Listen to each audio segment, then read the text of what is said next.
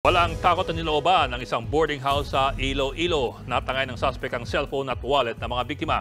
Nasa frontline balitang yan si Brian Basa. Kuha sa CCTV ang pagpasok ng lalaking ito sa isang boarding house sa Haro, Iloilo City noong June 19 ng gabi.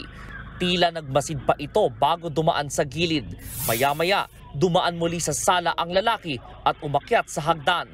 Makalipas ang ilang minuto, bumaba ang lalaki saka lumabas ng bahay. Ang lalaking yan, hindi pala isa sa mga boarder, kundi isa pa lang magnanakaw. Ayon sa polis, pinasok ng kawatan ang 2 kwarto sa boarding house at nilimas ang mga makahalagang gamit. Tinitingnan niya yung mga open na mga pinto ng unit, ng mga rooms. Yes, Ay so happen na yung room ng 2 victim natin ay bukas. Doon na po kinuha yung mga kagamitan nila like cellphones and wallet. Hindi pa nahuhuli ang suspect pero alam na raw ng pulis kung sino siya. Matatandaang nilooban din ang isa pang boarding house sa Iloilo City noong June 7. Pumasok ang magnanakaw sa gate. Pinasok ang mga kwarto na bukas ang pinto. Nakuha ng suspect ang pera, mga cellphone at relo.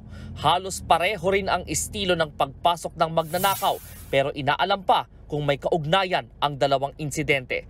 Nagbabalita mula sa Frontline, Brian Basa, News 5. Mga kapatid, Ed Lingaw po, maging maalam at may pakialam sa mga napapanahong balita sa ating bansa.